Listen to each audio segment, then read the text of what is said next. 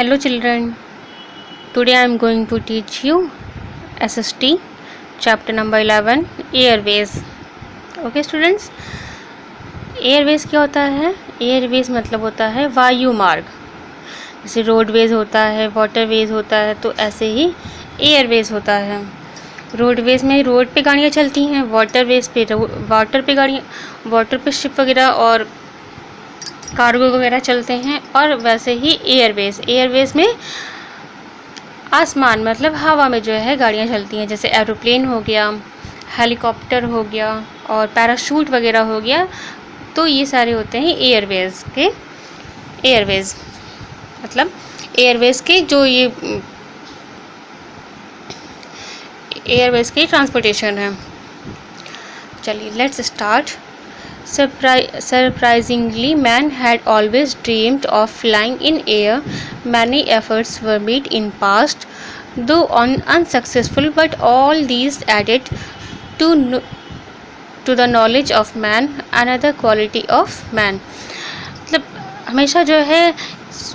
हमेशा से ही लोग जो है आसमान में उड़ने की और इस तरह के हमेशा ख्वाब देखते थे, और कई पास्ट में जो है पहले इस चीज़ को करने के लिए इसको पूरा करने के लिए बहुत ज़्यादा एफर्ट वगैरह लोगों ने अपना योगदान दिया। लेकिन मतलब कि इन सारी चीज़ों से क्या होता था कि वो सक्सेसफुल नहीं हुआ। वो इतना सब कुछ पास्ट मतलब पहले किया गया, कई सारा एफर्ट्स डाला गया, लेकिन जो है वो सक्सेसफुल नहीं हो पाया किसी कारण से। तो लेकिन उससे क्या हुआ कि जैसे जब किसी चीज़ को अगर आज हम बनाते हैं तो वो भले ही सक्सेसफुल ना हो पाए, तो उसमें दिन पे दिन जो है धीरे धीरे इम्प्रूवमेंट होता है। तो आज नहीं उड़ा तो कोई बात नहीं, नेक्स्ट टाइम उड़ेगा, उसमें और थोड़ा सा इम्प्रूवमेंट करना पड़ता है, उसमें क्या कमी हो गई, किस वजह से नहीं हो पाया। तो इस तरीके से मैन का जो नॉलेज है वो गेन होता गया, और उनके अंदर की जो क्वालिटीज़ होती हैं वो बाहर आई। और फिर क्या हुआ? Growth of Airways is closely related with the invention of internal combustion engine which is used in automobiles. It also needed special technique of manufacturing and understanding of aerodynamics. फिर ग्रोथ ऑफ एयरवेज की जो growth होती है ये किससे related था internal combustion engine से, जिसका जब इन्वेंट हुआ था उससे ही रिलेटेड, जिसको कि यूज़ किया जाता है ऑटोमोबाइल्स वगैरह में। इट इज़ ऑल्सो नीडेड, इसमें क्या होता है, इसके लिए जो है एक अलग तरह की मैन्युफैक्चरिंग की ज़रूरत होती है, उस तरह की टेक्निक की इसमें जो है ज़रूरत होती है, और इससे कि उस चीज़ को समझा जा सके कि अगर हवा में हमें किसी चीज़ को उड़ानी है, आसमान में उड़ाना है, तो उस तरह की टेक्निक को और उसमें जो है किस तरह का स्टील होना चाहिए, लोहा होना चाहिए, तो कौन सी ऐसी चीज़ होती है जिससे कि वो उड़ सके। लाइट वेट का होना चाहिए, तभी तो वो उसमें चल सकता है, और उसमें इस तरह का इंजन वगैरह लगता है जिससे कि वो फ्लाई हो सकता है। तो इस चीज़ को समझना, और इसकी जो मैन्युफैक्चरिंग होती है वो थोड़ी सी अलग टाइप की होती है, मतलब स्पेशल टेक्निक होती है उसकी मैन्युफैक्चर करने की, उसके जो पार्ट्स वगैरह तो इसको मैन्युफैक्चर करने के लिए। First successful attempt of flying in air was made by Wilbur right and Orville right. जो सबसे पहले फर्स्ट अटेम्प्ट में जो सबसे पहले फ्लाइंग एयर जो प्लेन बनाया गया था, रॉकेट टाइप का, जिससे कि हवा में उड़ने वाला, जो सक्सेसफुल हुआ था, मतलब वे उड़ा था, तो वो उसको बनाया था विल्बर राइट ने और ऑरविल राइट ने। The aeroplane flu for 15 seconds only to a distance of 37 meter at a height of 3 meter only on kill devil hill on December 17, 1903।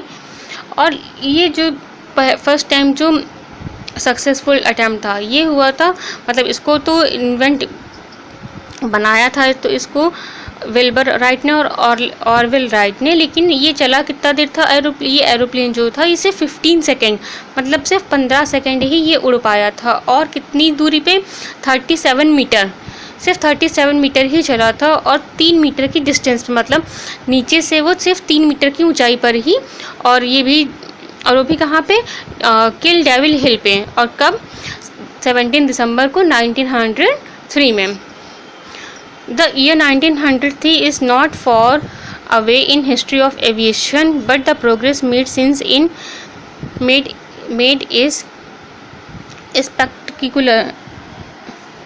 ये जो हिस्ट्री है, मतलब ये जो ईयर था 1900 थी, ये जो था, ये हिस्ट्री में मतलब एक गाड़ी जैसे कोई जहाज़, एरोप्लेन वगैरह होता है, इसको चलाने के लिए जो है, और इसमें दिन पे दिन जो है इसमें प्रोग्रेस किया गया। और ये जो हुआ था वो जो है बहुत ही एक तरीके से अच्छा उनका वो था, अच्छा जो है प्रदर्शन था, जिससे कि उन एरोप्लेन जो था वो भी अच्छे से उड़ गया। और भले ही वो थोड़ी देर के लिए, थोड़ी दूर पे, थोड़ी ऊंचाई पे ही था, लेकिन वो सक्सेसफुल था, मतलब वे उड़ करके चला। Another milestone in aviation history is the non-stop journey undertaken by Charles Lindbergh across Atlantic Ocean in 1927। और इसके बाद जो है दिन पे दिन इसमें इस तरह के विमान वगैरह को चलाने में हिस्ट्री में जो है नॉन स्टॉप जर्नी आगे बढ़ती चली गई। और उसको जो है आगे प्रोग्रेस में उनकी हेल्प सब ने किया था चार्ल्स लिंडबर्ग, और जो कि अटलांटिक ओशियन की साइड, और ये जो है ये था 1927 में इन्होंने किया था। The first jet engine driven plane introduced in air service was Boeing 707 on October 26, 1958। जो पहला जेट इंजन था जिसको कि ड्राइव किया था और मतलब कि जिसको चलाने के लिए ड्राइव किया गया था, और जिसको मतलब बैठ करके चलाया जा सके, और इसको इंट्रोड्यूस किया गया था एयर सर्विस के थ्रू। और ये था, इसका नाम रखा गया था बोइंग 707, और इसको इंट्रोड्यूस किया गया था, मतलब लोगों के सामने इसको लाया गया था 26 अक्टूबर 1958 में।